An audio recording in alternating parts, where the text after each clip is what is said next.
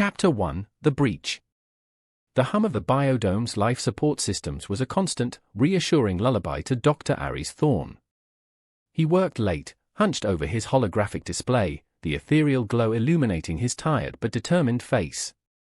Around him, the meticulously controlled environment of Kepler's 186f's primary biodome thrummed with controlled efficiency. Lush, genetically modified flora thrived under carefully calibrated lighting, a vibrant counterpoint to the sterile metallic gleam of the habitat's architecture. The air, recycled and purified, tasted faintly of ozone and pine. Suddenly, a low, guttural thrum vibrated through the floor, shaking the very foundations of the dome. The holographic display flickered, then died, plunging Aries into near darkness. Emergency lights sputtered to life, casting long, dancing shadows. The comforting hum was replaced by a cacophony of alarms, a symphony of impending disaster. What the hell was that? Dr. Lena Reyes, Aries' second-in-command, burst into the lab, her face pale with alarm. Her usually crisp lab coat was rumpled, her dark hair escaping its neat bun. "I don't know," Aries muttered, frantically trying to restart his console. It felt organic. Like a surge of bioluminescence. The alarms intensified. Lena's eyes widened as she stared at the main console. Atmospheric pressure dropping. Multiple breaches detected in Sector Gamma. Before either of them could react, a tremor even more violent than the first shook the dome. The lights flickered again, plunging them into near-total darkness. A deafening roar echoed through the habitat, followed by the sickening crunch of collapsing metal. "Sector Gamma is the hydroponics bay," Lena shouted, her voice barely audible above the escalating alarms. "We're losing containment." Aries grabbed his comm unit, his heart hammering against his ribs. "All personnel, report to designated emergency shelters immediately." "This is not a drill." The comm unit crackled with panicked responses, a torrent of fear and confusion. Through the darkness, he could see flashes of bioluminescent light, a terrifyingly beautiful aurora borealis of alien origin, spilling from the damaged sectors. The air, once pristine, grew thick with a pungent, acrid smell, a testament to the breach of Kepler's 186f's toxic atmosphere. "Aries," Lena said, her voice tight with dread, "it's worse than we thought. The bioluminescence, it's reacting with the structural integrity fields. We're losing the dome." Aries felt a cold wave of despair wash over him. He dedicated his life to this mission, to establishing humanity's foothold on this hostile planet. Now, it seemed, all their efforts were about to crumble into dust. He looked at Lena, his eyes reflecting the eerie glow of the emergency lights. "Activate Protocol Lazarus," he said, his voice firm despite the turmoil within. "It's our only chance." The words felt heavy, carrying the weight of a desperate hope and the grim recognition that humanity's future on Kepler's 186f hung precariously in the balance. The Lazarus Protocol, a radical, untested genetic modification plan, was their last resort. And it was a gamble they couldn't afford to lose. Chapter 2: The Lazarus Protocol. The emergency shelter was a stark contrast to the vibrant hydroponics bay. Cold, metallic walls, the air thick with the smell of antiseptic and fear. Dr. Aries Thorne stood before a holographic projection of the Lazarus Protocol, the light casting stark shadows on his weary face. Around him, a team of scientists, faces etched with exhaustion and apprehension, huddled together, their hushed whispers a stark counterpoint to the frantic beeping of medical monitors. "The atmospheric breach is catastrophic," Dr. Jen Lee, the lead biochemist, announced, his voice strained. "The toxic elements are rapidly spreading. Without immediate intervention, the survivors won't last the night." Aries nodded, his gaze fixed on the complex genetic sequence displayed on the hologram. The Lazarus Protocol, a last-ditch effort to enhance human resilience, was a radical gamble. It involved rapid genetic modification, boosting the human immune system and introducing elements of xenobiological adaptation. The risks were immense, the unknowns even greater. The success rate is still uncertain, Dr. Anya Sharma, the geneticist, pointed out, her voice laced with anxiety. "We've only conducted simulations. The actual results, they're unpredictable." "We have no other choice," Ares said, his voice firm despite the tremor in his hands. He knew the risks, the ethical implications of tampering with the human genome on such a massive scale. But the alternative, the slow, agonizing death of the colonists, was far worse. He'd seen too much death already. "The process involves nanite integration," Jian explained, pointing to a specific section of the hologram. "Nanites will deliver the modified genetic material and assist in the body's adaptation. However, there's a possibility of unforeseen side effects." "What kind of side effects?" Lena Reyes pressed, her voice sharp with concern. "Organ rejection, accelerated aging, unpredictable mutations." Anya's voice trailed off, her eyes reflecting the weight of the decision they were about to make. A tense silence hung in the air, broken only by the rhythmic beeping of the medical monitors and the distant wail of alarms. The faces of the scientists were etched with a mix of fear and grim determination. "We need volunteers," Ares said, his voice cutting through the silence. 10 subjects. They'll be the first to undergo the procedure." A wave of murmurs swept through the room. Choosing volunteers meant condemning them to unknown risks. Each scientist understood this implicitly. "I'll be one of them," Lena said, her voice steady despite the tremor in her hands. Her eyes met Ares's, a silent promise of shared sacrifice. Others followed, their declarations a testament to the unwavering resolve of humanity. The weight of the situation, the gravity of their decision, settled on them all, a shared burden of fear, hope, and a determination to survive. Ares watched as the volunteers were prepared, their courage a beacon in the face of impending doom. He felt a deep sense of responsibility, a weight of the countless lives that rested on the success of this desperate gamble. The Lazarus Protocol was activated, ushering in a new era of human evolution, a desperate fight for survival against a hostile world. The journey was fraught with peril, but hope flickered, a tiny ember in the overwhelming darkness. Chapter 3: First Trials and Unexpected Mutations. The sterile white walls of the quarantine ward hummed with the quiet efficiency of advanced medical technology. Dr. Ares Thorne watched the 10 volunteers through the reinforced glass, his heart a tight knot in his chest. They were wired to a complex network of monitors, their vital signs displayed on holographic screens that pulsed with a nervous rhythm mirroring his own. The Lazarus Protocol was underway. Lena Reyes, her face pale but resolute, was one of the subjects. Her eyes, though, held a spark of defiant hope. Others showed varying degrees of anxiety, some were visibly agitated, while others had succumbed to a quiet, almost peaceful acceptance of their fate. "Nanite integration is complete," Dr. Jen Lee announced, his voice barely a whisper. He adjusted his glasses, his gaze fixed on the intricate data streams cascading across the holographic screens. Hours ticked by, each moment stretching into an eternity. The initial results were promising. The nanites were effectively delivering the modified genetic material. The volunteers' immune systems were responding, showcasing enhanced resistance to the toxic elements of Kepler-186f's atmosphere. Then, a change. The monitors displaying the vital signs of one volunteer, a young engineer named Benicio, began to flash red. His heart rate soared, his respiration became erratic. A strange, pulsating bioluminescence emanated from beneath his skin. "What's happening?" Anya Sharma cried, her voice laced with alarm. She rushed towards Benicio's monitor, her fingers flying across the control panel. "It appears to be an unforeseen mutation," Jian said, his voice grim.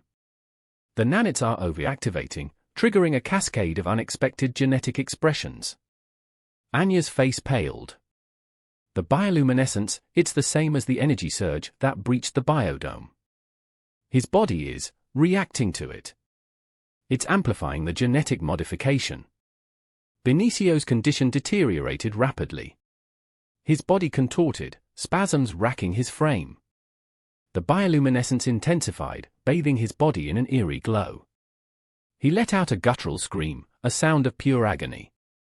"We need to stabilize him," Ares ordered, his voice strained.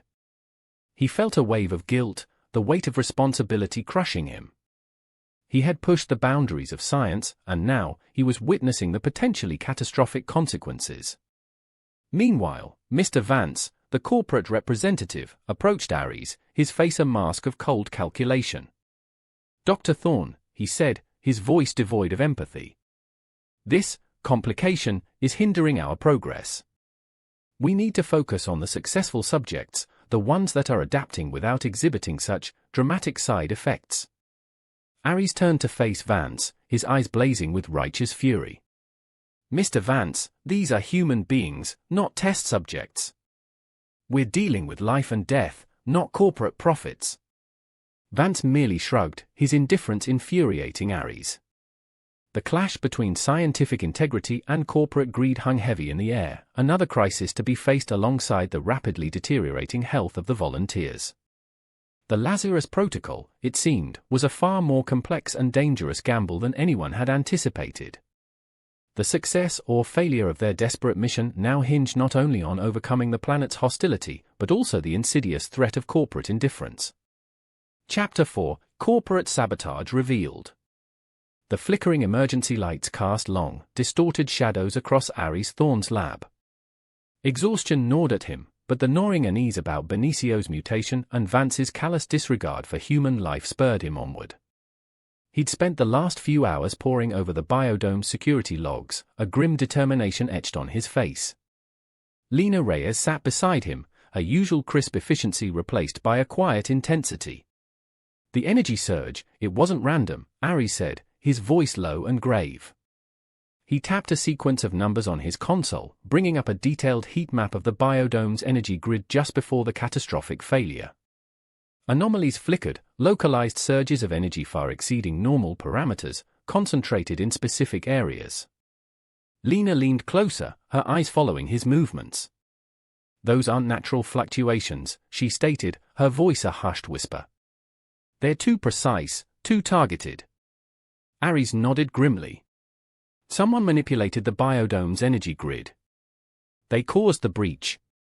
He traced the anomalies, following the pattern through the labyrinthine network of the biodome's infrastructure. The sequence led him to a series of seemingly innocuous access points, all related to the primary energy conduits and the structural integrity fields. Access points, he realized, that only certain personnel, including Mr. Vance and his team, possessed the authorization to access. "Vance," Lena whispered, her voice barely audible. He knew about the genetic modifications. He even questioned the ethics of the Lazarus Protocol. A cold dread washed over Ares. The pieces of the puzzle were falling into place.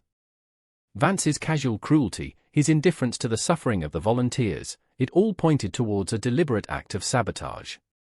"He wants Kepler's 186F for himself," Ares stated, his voice filled with a simmering rage.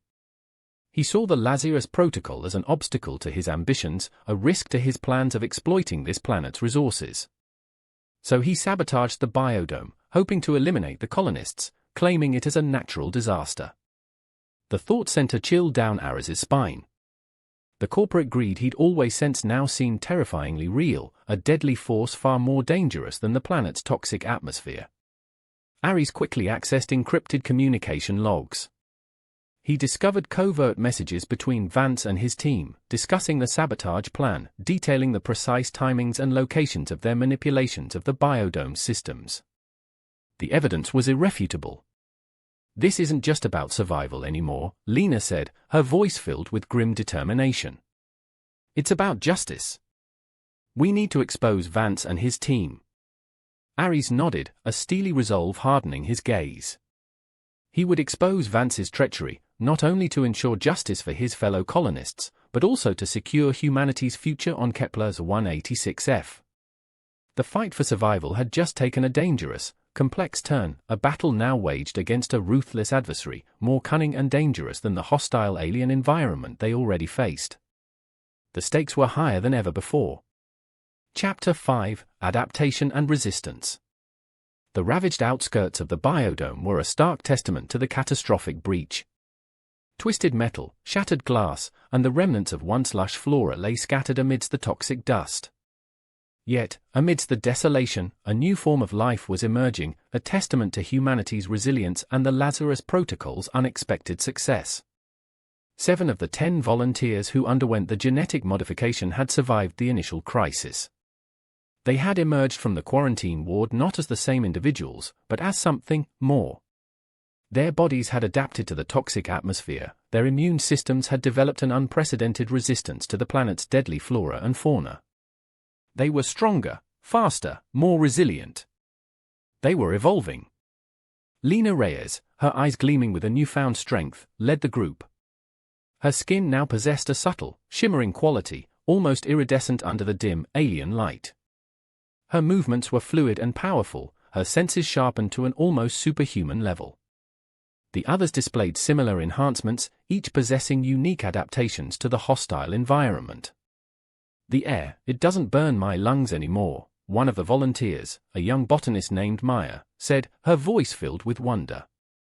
She inhaled deeply, the toxic air now seemingly harmless to her modified respiratory system. "Our senses, they're sharper," another volunteer, a former soldier named Javier, added, his gaze sweeping the surroundings with uncanny precision. "I can hear the faintest rustle of the alien plants, even smell the subtle changes in the atmospheric pressure." Ares watched them, a complex mixture of awe and concern etched on his face. The Lazarus Protocol had worked, but its success had come with unexpected consequences, a dramatic alteration of humanity itself. "We need to establish a new habitat," Ares announced, his voice firm despite the tremor in his hands. He pointed towards a relatively sheltered area further from the damaged biodome. "It's our only chance of survival." Their journey was perilous. They encountered bizarre, aggressive life forms, bioluminescent predators with razor-sharp claws and teeth, plant-like creatures that moved with unsettling speed. Yet, the modified colonists fought back, their enhanced senses and physical capabilities giving them an edge. Javier used his heightened senses to detect approaching predators, alerting the group. Lena's enhanced strength and speed enabled her to defend them from the alien creatures. Maya, with her understanding of the alien flora, helped them navigate the treacherous terrain, identifying edible plants and avoiding dangerous ones. The journey was fraught with danger, with close calls and moments of desperate struggle. But they persevered, their bodies adapting further, their resolve strengthened by each challenge they faced. By the end of the day, they had established a rudimentary shelter, a small victory in the face of overwhelming odds. They were not just surviving, they were thriving in ways they never imagined possible. They were humanity's vanguard, pioneers on the frontier of human evolution, adapting to a new world and defying all expectations. Their survival was a testament not just to the Lazarus Protocol, but to the astonishing resilience of the human spirit.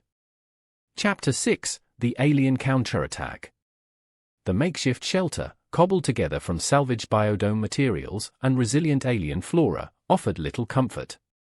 The modified colonists huddled together, exhaustion etched on their faces, but a wary vigilance in their eyes. The relative peace of the previous day had been shattered.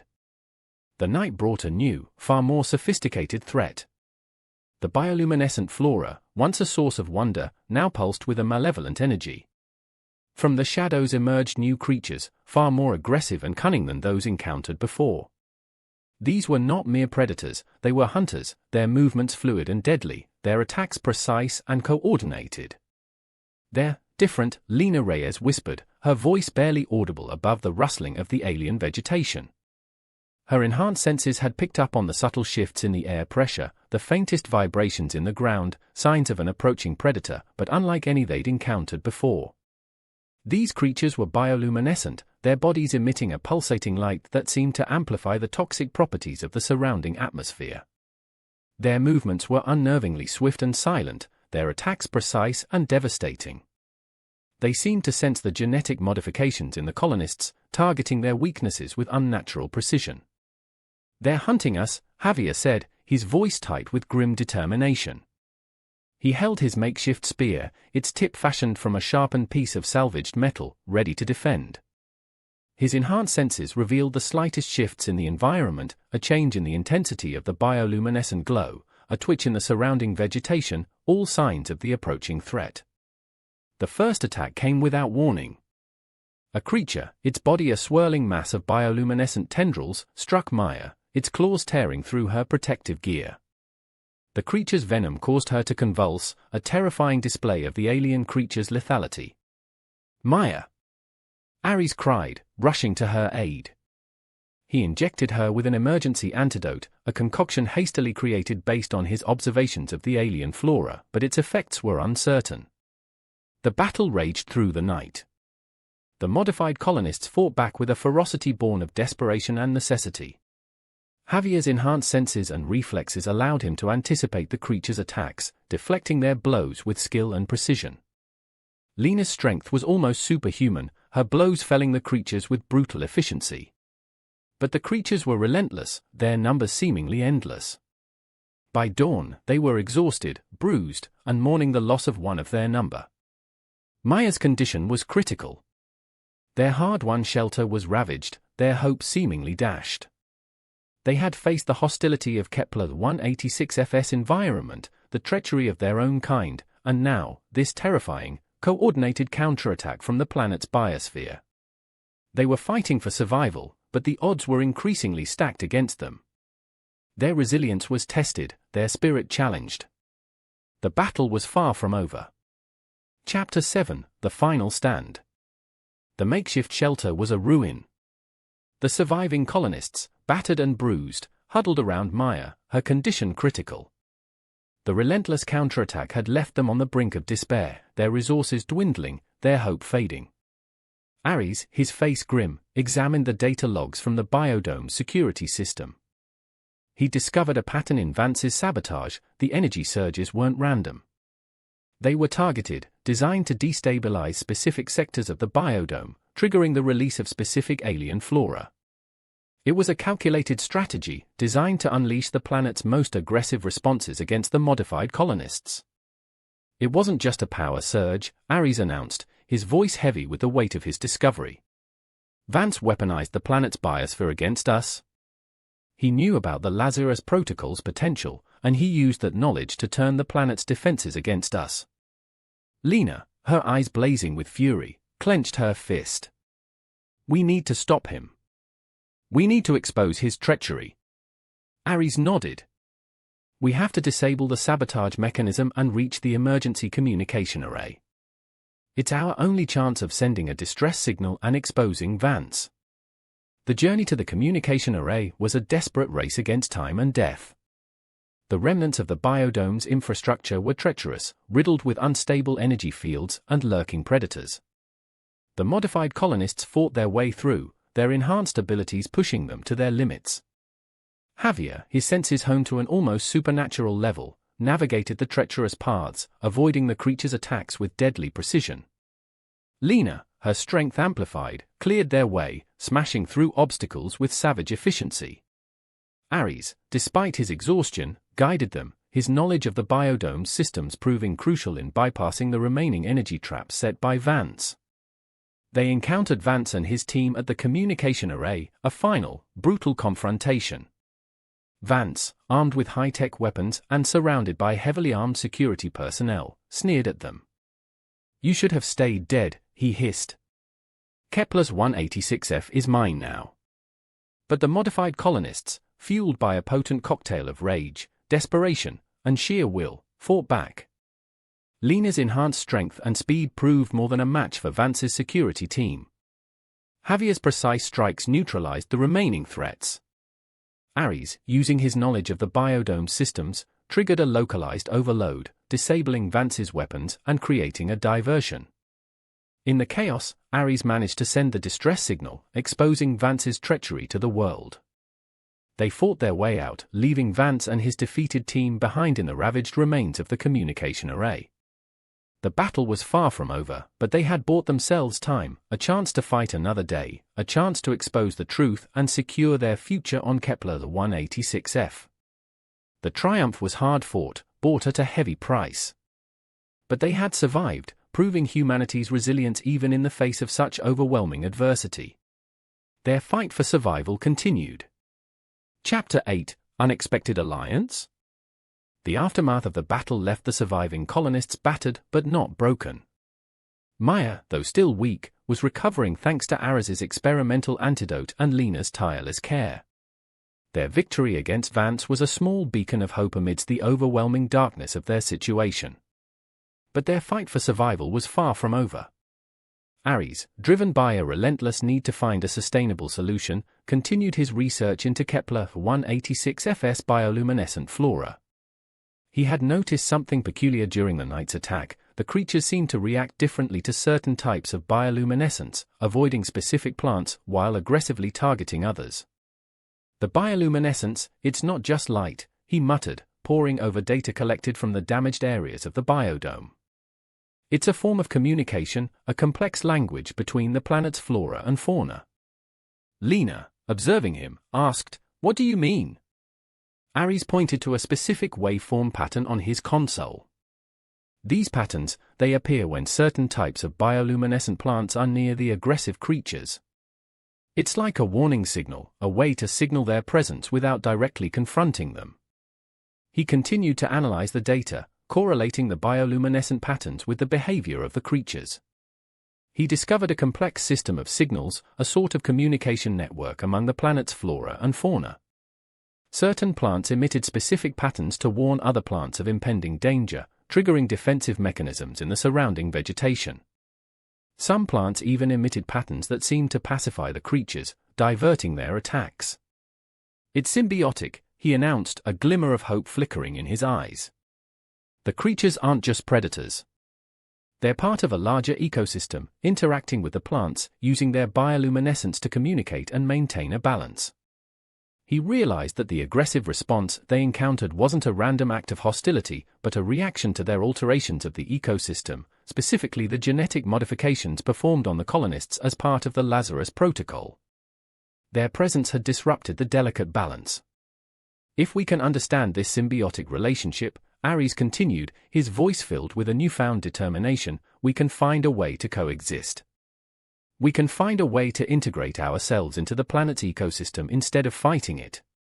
He proposed a radical idea, harnessing the bioluminescent communication network, using it to signal the planet's flora and fauna, showing them that the modified colonists weren't a threat.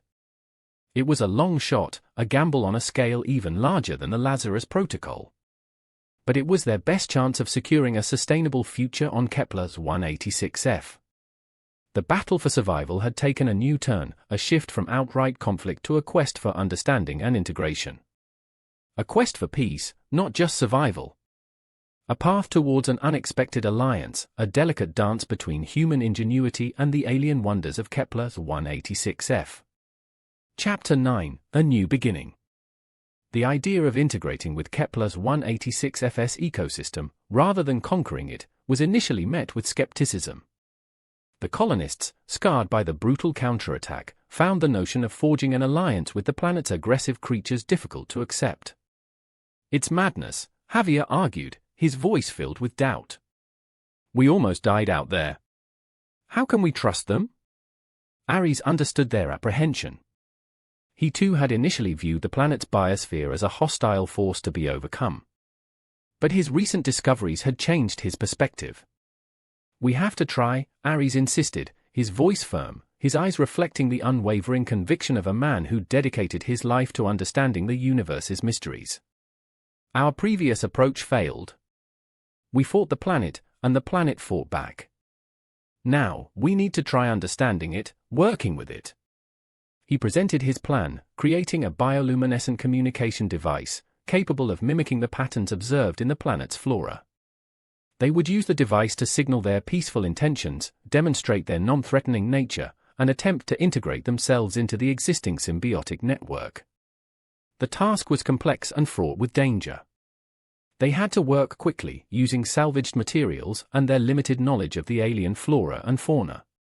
The construction of the device, a blend of advanced technology and alien biology, became a testament to their collaborative spirit, their determination to overcome the odds. Lena, with her enhanced senses and physical strength, gathered the necessary components, navigating the treacherous terrain with newfound confidence. Javier, his heightened awareness keeping them safe from the creatures, acted as their protector.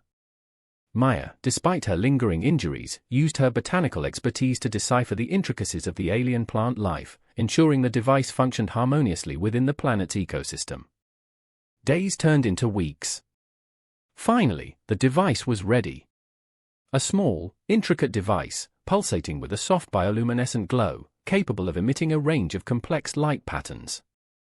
It was a bridge between two worlds, a symbol of hope and a testament to human ingenuity.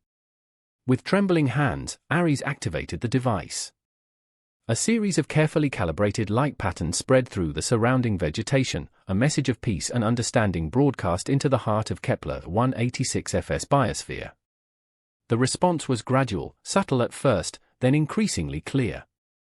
The aggressive creatures, initially wary, began to alter their behavior. Their attacks lessened, their movements becoming less predatory, more cautious.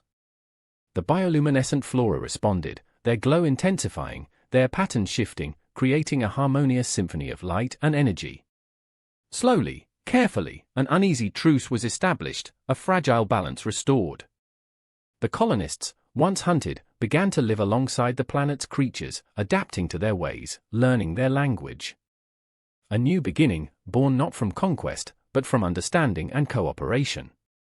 The human spirit, once again, had triumphed, not through force, but through a deeper understanding of the universe and its wonders. A new chapter was unfolding, one where humans and alien life didn't just coexist, but thrived together, forging an unprecedented symbiosis. Chapter 10, Epilogue. Years later, Kepler's 186f was a different world. The ravaged landscape of the initial colonization had been transformed. The biodome, though still a vital component of their existence, was no longer the sole bastion of human life. A network of interconnected habitats, seamlessly integrated into the planet's ecosystem, stretched across the landscape. These habitats weren't mere structures, they were extensions of the planet itself, constructed using bioluminescent materials and incorporating elements of the alien flora and fauna. The colonists, now a thriving community, had fully integrated into Kepler-186f's ecosystem. The Lazarus Protocol's genetic modifications, initially a desperate gamble, had become a catalyst for human evolution. The colonists weren't simply surviving, they were thriving, their bodies adapted, their senses heightened, their understanding of the planet's complex ecosystem deepened. Ares Thorn, now an elder statesman of the colony, sat on a raised platform overlooking the landscape. His face, etched with the wisdom of time and experience, bore the marks of hardship, but his eyes shone with a quiet contentment. Lena Reyes, her hair streaked with silver, stood beside him, her hand resting gently on his arm. A young boy, his skin shimmering with a faint bioluminescence, approached them. He held a small device, a sophisticated version of the bioluminescent communication tool Ares had pioneered years ago. "Grandfather," the boy asked, his voice full of youthful curiosity. "Tell me again about the time you first spoke to the creatures." Ares smiled, the wrinkles around his eyes deepening. He began to recount the story of their initial struggles, the dangers they had overcome, their transformation, and the creation of an unexpected alliance. The story wasn't just about survival, it was about adaptation, understanding, and cooperation. It was a story about the resilience of the human spirit, its ability to overcome seemingly insurmountable obstacles. It was a testament to humanity's ability to not just conquer nature, but to coexist with it, to learn from it, and to create a symbiotic relationship with the wonders of the universe. The ethical debate regarding the Lazarus Protocol continued, both within the colony and back on Earth.